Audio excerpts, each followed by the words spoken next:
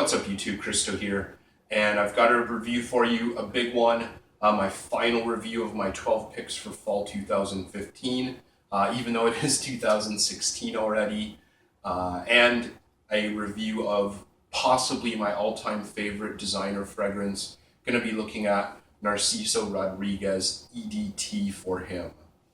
Now, before I get into that, I just want to give a quick, happy holidays, Merry Christmas, Happy New Year to everyone. No matter what your faith or views are, just hopefully you had a safe and happy holiday. It's actually my first Christmas, or was my first Christmas back in Canada in like 12 years.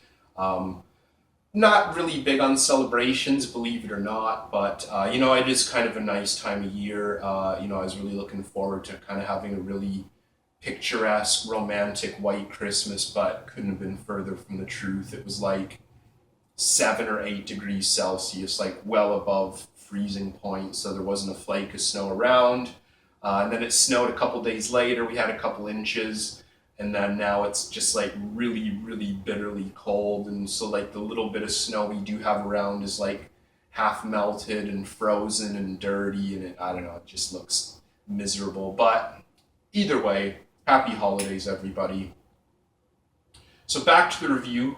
And I want to point out as well, my bottle here, this is actually really cool. I was very lucky that I got one of these limited editions. Hopefully you can see that. I can't actually see what's in the on the screen there, but this is a silver limited edition, exactly the same as the original EDT, but instead of the matte gray, it's kind of a shiny silver, and the cap here is silver, and it is completely solid metal. It weighs about half a pound on its own. The original cap was kind of flimsy and plastic, and was actually one of my few complaints with the bottle. So this fragrance here is from 2007. The perfumer is the legendary Francis Kurkdjian. This was intended to be a kind of homage or a throwback to like classic masculine fougere fragrances. If you're not familiar with fougere, basically pre-90s, most men's fragrances were basically just fit into 2 or 3 categories. They were basically fougeres, they were leathers, or they were just kind of like a citrus fragrance. Or you can get citrus with leather, citrus with oak moss, things like that. But there really was very little diversity, very little originality in the men's perfume market. Then the 90s, just everything exploded, and to me, the 90s was like the absolute heyday of men's designer perfume, I think. Even though a lot of them I don't personally like, they did things that were really, really special and important in my opinion. But this one is meant to be a classic throwback to the fougeres of yesterday.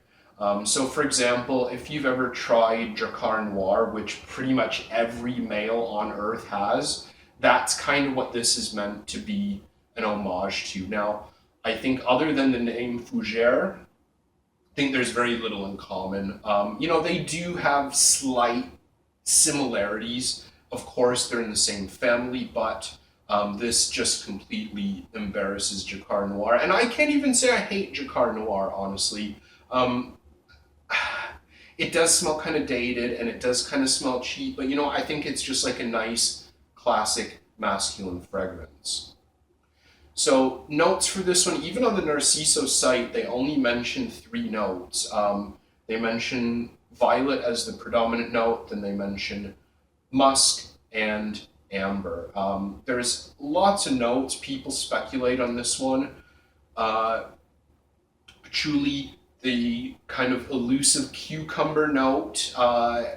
There's strange things that people mention, like wet cement, charcoal briquettes, really interesting notes. And I actually have to say, to some extent, I can pick up at least a little bit of what they mentioned. There is kind of this strange wateriness, like fresh wateriness, but it's not like a cologne, like cheap seawater. It's kind of a meaty wateriness. I don't mean meaty like beef, but just like there's a lot more substance than just like a fresh cologne. It's just a really interesting fragrance, and is few notes as are listed. I think it's actually quite complex for a designer fragrance with such limited notes listed.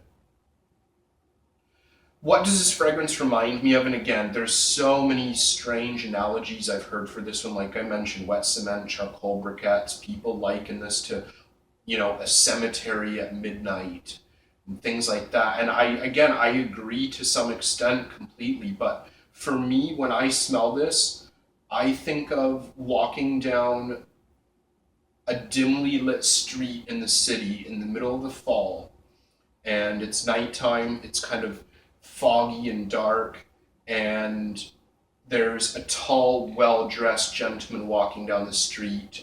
He's got a suit and an overcoat, some kind of hat, fedora, something like that.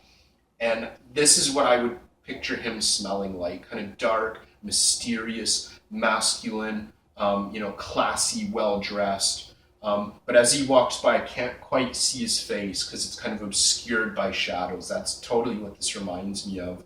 Just really dark, enigmatic, dreary, gray, gloomy, but classy and sophisticated at the same time. For performance on this one, I get good plus. Longevity, 8 hours, I'd say pretty consistently. Projection, ample. I think if it was too much, I think it would completely defeat the purpose of this being a classy fragrance. To me, if you want to smell sophisticated and classy, you don't want people nauseated by your fragrance. So I think it's just kind of a nice little cloud around you that kind of, keeps you dignified and not offensive or anything. Age for this one, definitely more mature, more sophisticated gentlemen. I'm sure there are high school, college kids that would wear this, but for the most part, this is definitely like young professional. I could even see a more mature man being into this as well. Gender, I always like to approach fragrances with the neutral mind, masculine, feminine, unisex, whatever, but definitely this one is masculine for sure. Just classically, modernly masculine, if that makes sense. Price for this one. At retail, it's definitely in the higher end for designer fragrances. Narciso Rodriguez is definitely up there, in my opinion, with houses like Hermes, Chanel, Dior. Definitely, they still need, it's quite a new house in general. They've only been making fragrances for about 10 years, maybe even less than that. The women's predates this, but I think they've proven themselves worthy so far, but I think they still have a little bit of time before we know they're going to be, big player in the designer game. But you're looking about that price. You're going to be looking about $100 plus retail, depending on where you live and your currency, of course. But you can get these on the gray market considerably cheaper. I've seen them down $60 to $70. And just on Facebook, every couple weeks I'll see a bottle of, not necessarily the limited edition. I don't think this is available anymore, but you see them pop up once in a while now, the regular EDTs, 100 mils like this here, that's 100 mil. You'll see them pop up for $50, maybe even a little bit less, which in my opinion is absolutely an amazing deal. I think for that price, I really do think it can compete with Hermes, Chanel, and Dior, and even can, I think put some of their newer fragrance releases to shame, honestly. In the, less than 10 years that this has been around, I think it has definitely, as this fragrance has proven, that it is an iconic, classic masculine fragrance. Kind of a funny story, when I first smelled this, Narciso Rodriguez, when I lived in Indonesia, it had very limited release, and I had heard about it quite a lot, and it was probably not until nearly 2010 that this was actually available anywhere in the country, and I finally got to sniff it, and the woman gave it to me on a blotter. Keep in mind, my taste has changed dramatically since then, and I was like, it's okay, kind of different. How much is it? And it was like $80 because it had just been released, even though it was gray market. And I said, no, no thanks. I was definitely into a cheaper end of designers back then. But a couple months went by, I didn't really think about it much, and I opened up a website for one of my, trusted, reputable perfume shops online, and it had just kind of gone down all of a sudden to like $60. So I was like, you know what, I'll grab a bottle. I picked it up and just never looked back. It kind of changed my whole perspective on perfume, and I definitely would say this is what got me into, darker, heavier, more challenging men's fragrances, without a doubt. So for the positives for this one, without a doubt, I think if you want something that's masculine, if you're, kind of sick of, all the kind of girly men's fragrances that are out now, super sweet gourmands and stuff, just kind of what the standard is now. It's either super sweet or super aromatic. There's not much in the middle in the designer game anymore. If you're sick of that, this would be right up your alley without a doubt. If you want to smell classy and sophisticated, and kind of high class for $50, definitely this is a fragrance worth checking out. Another good thing about this, it is a high-end designer, but it's pretty easily available. Pretty much if you live near any department store in North America, Europe, even most parts of Asia, almost guaranteed you can just walk in and sniff this on the shelf, and then go and buy it online from a discounter like I did. I have no problem admitting it, though. I think it's just miles beyond the kind of contemporary modern designers that are coming out. When you look back to kind of like 2005 to 2015, all of the original designers, or most of the original designers, are just so uninteresting, so uninspired, boring, generic, just nothing special. Now, I know this is meant to be an homage, so it does smell like a classic fougere, but there's still just nothing really like this out there. And I think Kurkdjian did a great job making this just kind of a standard for a modern homage to a fougere fragrance. Negatives, definitely for the younger guys out there, try this, be careful. I know it can be kind of weird. I've talked to guys that think it's horrible. It smells perfumey, it smells dated, it smells like an old man, etc., etc.